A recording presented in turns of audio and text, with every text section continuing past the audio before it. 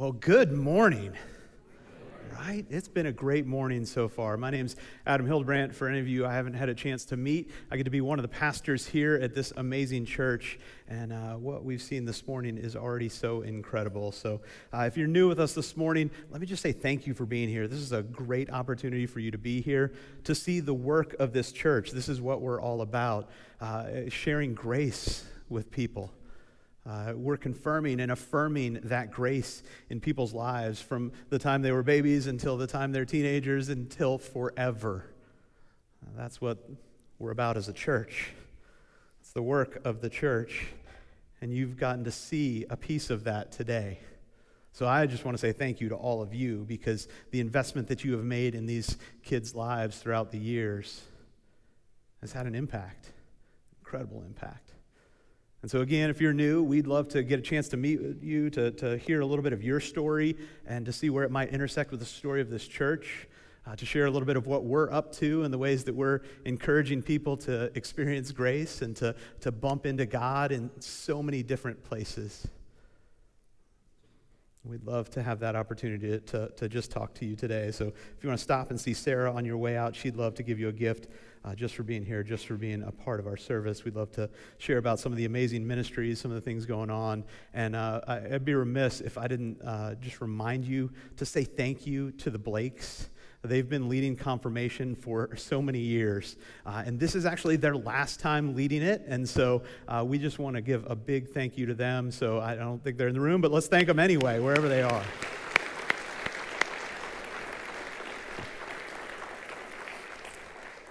If you're just jumping in with us, we've been talking about this idea of comfort creep over the last few weeks. We've been exploring the idea that during this season of Lent, as we prepare for Easter, there are some things that we can do, some ways that we can purposefully embrace discomfort so that we can grow in our faith. And we know that even just simple things like stretching, sometimes it feels uncomfortable, but it's that sense where when we stretch, we get better, we get stronger, we have more mobility.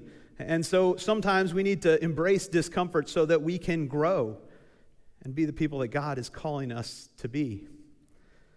Now, before I get to the text this morning, I just want to tell you a couple things. I feel a little bit like I'm Liam Neeson from Taken. Like I have a unique set of skills, okay?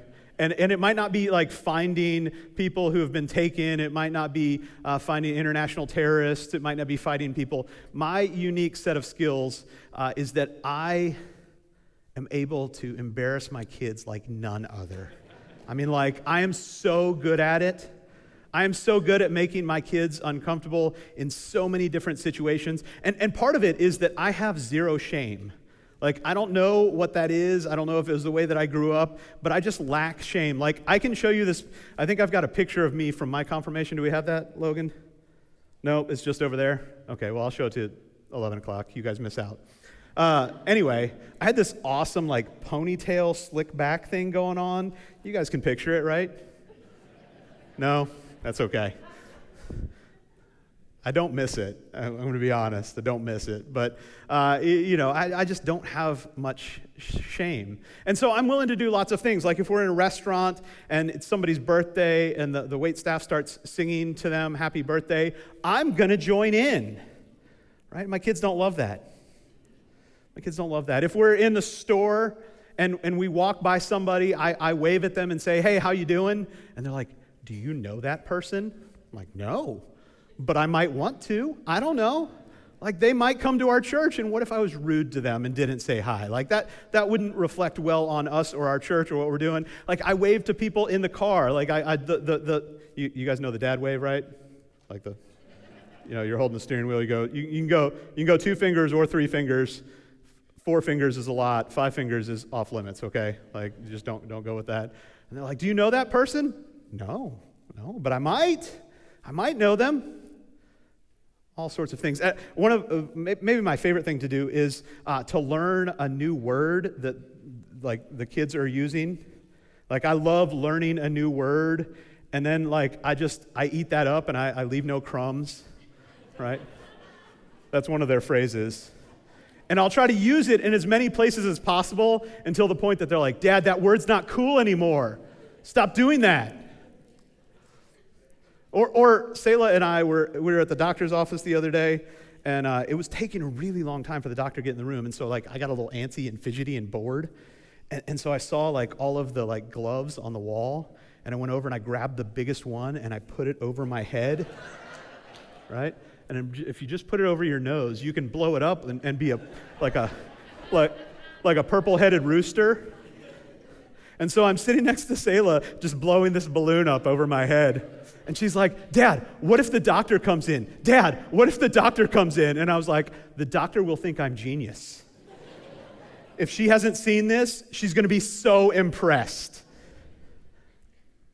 Like I said, I've got a unique set of skills. Jesus did a lot of things throughout the Gospels that I think made his first followers really uncomfortable. And most of the time, it was an opportunity for them to grow in some way, for them to learn something new or experience something new. Because sometimes being uncomfortable is a good thing. Because comfort often creeps into our lives in strange ways and invites us to trade growth for comfort and complacency. And I've heard it said a number of times in this way that Jesus came to comfort the afflicted and to afflict the comfortable. And oftentimes I fall into that latter category. Too often I find myself choosing comfort over being transformed, over experiencing growth, over being the person that Jesus has called me to be. I'm going to be honest, today's gospel lesson makes me a little bit uncomfortable. As a person who works in the church, today's gospel lesson makes me wonder about what things we're doing that keep people from experiencing fully a relationship with Jesus. It makes me wonder about the things that I'm doing in my own life that keep me from experiencing fully a relationship with Jesus. It comes from John chapter 2, and John tells the story in this way. This is a story that's familiar to us. It's one that comes later in the other three Gospels, but John puts it right up front for us to experience early on. It says this, the Passover of the Jews was near, and Jesus went up to Jerusalem. This is the first of 3 times in the Gospel of John that Jesus goes to Jerusalem. In the temple, he found people selling cattle, sheep, and doves, and the money changers seated at their tables. And making a whip of cords, he drove all of them out of the temple, both the sheep and the cattle. Sometimes people are like, Jesus got mad and whipped people. No, like he drove the sheep and the cattle with the whip, not the people, right? So just in case you were paying attention there, the sheep and the cattle he drives out. He also poured out the coins of the money changers and overturned their tables. He told those who were selling the doves, take these things out of here. Stop making my Father's house a marketplace. Let me just kind of paint the picture for you what's going on here. Jesus goes up to the temple because it's Passover. There's a high holy day. There's a time of celebration in the Jewish culture. And so they're all there at the temple, people from all over the world. And in the temple, generally, you would come and make a sacrifice. It's what you would do at the temple. Have a worship experience, you'd make a sacrifice. And this is an important part of what the Jewish tradition involves. There are lots of different sacrifices. The 5 different sacrifices that they would give on a regular basis: a burnt offering, a grain offering, a peace offering, a sin offering, a guilt offering.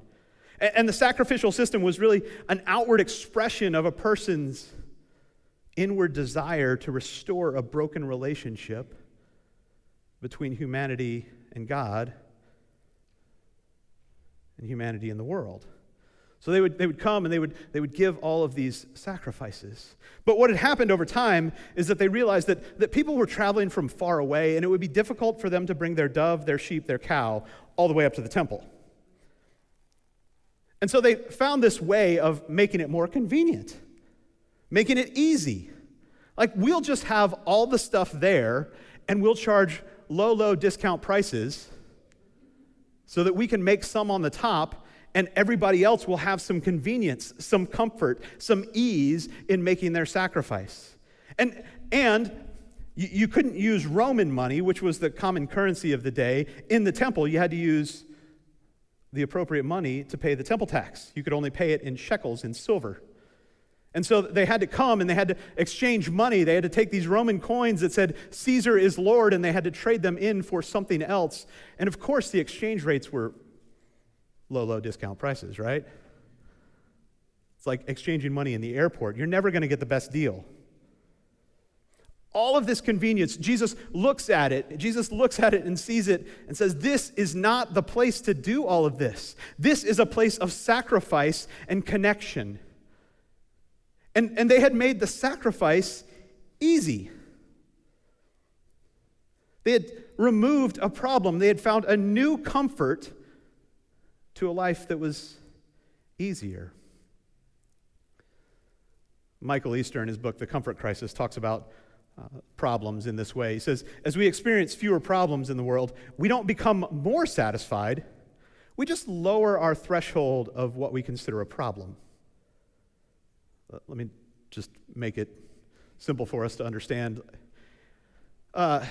So we sit in a drive-thru to get fast food, but we don't think that it's fast enough, and that becomes our problem, right? We've solved a problem. We get fast food, but our new problem is that it's not fast enough. We see this all sorts of places in our culture. Anything that we could label a first world problem probably fits into this idea. Because we all like a shortcut. We all like convenience. We all want it to work faster, quicker, because we've got very important things to do. And this is what they were doing in the temple. The temple folks had figured out a way to make the process of bringing your sacrifice as convenient as possible. And, we're making a little bit of money on the side. Which, on some level, if you're making a sacrifice convenient, is it really a sacrifice? I mean, it kind of defeats the purpose of sacrifice. Making a sacrifice easier, that's just a really interesting concept. And for those of you who are taking notes, I'm about to say something so profound. Okay, you ready? A sacrifice is not a sacrifice if it's not a sacrifice. Right? A sacrifice is not a sacrifice if it's not a sacrifice. And all of these people were coming up to the temple. They had made it easy. And Jesus looks around at this marketplace. These people selling and buying, trading, money being made in God's house. And the purpose of this was really connecting to God. And for us, we look at this experience and we think it's strange. But in reality, most of us would prefer to show up and check a box and go. We like convenience. We like it to be the way we like it. And if the preacher talks too long, we daze over, right? If we had a rough night last night, we might not make it. If the service is too long, we got stuff to do. And all of a sudden, a sacrifice doesn't become a sacrifice. Because it's a sacrifice. It's a sacrifice to get these kids here each week for 7 months so that they can learn what it means to be a follower of Jesus. It's a sacrifice to get your kids up and to get them dressed and out the door. Believe me, I know it. It's a sacrifice. It's a sacrifice to make the space and the time to experience God's presence in our lives. But the truth is, most Christians are content to just consume, not to connect. We're content to just sit back and consume religious goods and services as opposed to connect to the life-changing power of Jesus. Because that involves a relationship, and relationships are complex, and sometimes they make us uncomfortable. And we have to sacrifice for those relationships. We aren't looking for the complexities of a relationship. We're looking to consume another product. And Jesus invites us to think about it differently. Jesus turns the tables over of our normal religious experience and invites us to see him in a unique way, set apart. That's what Jesus is interested in. Jesus shows up and clears the temple. as a way to show everyone that He is the sacrifice. He is the very presence of God. He is the temple system for all of us. He is the one that we go to. He is the one that we give our lives to. It's all about Jesus. Jesus cuts through all of the red tape that existed in that culture. I like that phrase, cutting through red tape. Right? Most of us talk about it in terms of making a process more simple. We cut through the red tape to get to a simple process, but the story of this idiom refers back to the 1600s. Charles V, the King of Spain, the Holy Roman Emperor, when he would send some edict to the Council of State to be shared with everyone else, he would wrap the most important thing in red tape. And the rest of them, he would just use normal string. In other words, red tape referred to the most important thing. In the same way, Jesus cuts through all of the red tape of this moment in John's gospel. In the system that everyone had become so comfortable with, complacent in, where they had made it so easy, there was no connection. It was just the ease of comfort. Jesus cuts through all of it to remind us that He is the way that we connect to God, that it's giving our lives to Him, it's sacrificing ourselves to follow Him. It's the most important thing. Jesus wasn't interested in performance theater this day. He wasn't at the temple to make a show. He was pointing to the way of living in relationship and connection to God through Him. He was telling us what the most important thing was, and it was Him. And it is Him. The religious leaders, their minds are blown. Like, the disciples remember in this way afterwards. They write this down. The zeal for your house will consume me. And the Jews then said to Him, what sign can you show us for doing this? You got to tell us why you're doing this. And Jesus answered them, destroy this temple, and in 3 days I will raise it up. Everybody knew He was referring to His body. We all know that. We think He's referring to Easter. But the Jews didn't know this at the time, so they're like, whoa. This temple has been under construction for 46 years. It's like I-85. We're still working on it. And you'll raise it up in 3 days, they say? What Jesus is really saying is this: it doesn't matter how long it took to build the temple. If Christ isn't at the heart of it, it doesn't matter. It doesn't matter how long we've done this or that. If we're not pointing people to a life-changing relationship with Jesus, then that system might as well come down. If this church, or any church for that matter, stops keeping Jesus as the main thing,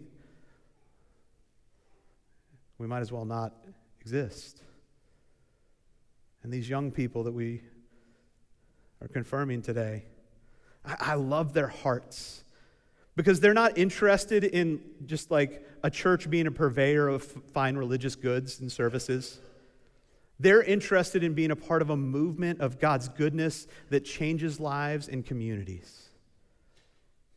And our role, our promise, the thing that we're going to say that we're going to do for these young people is to remove as many barriers as possible to help them encounter a risen Savior.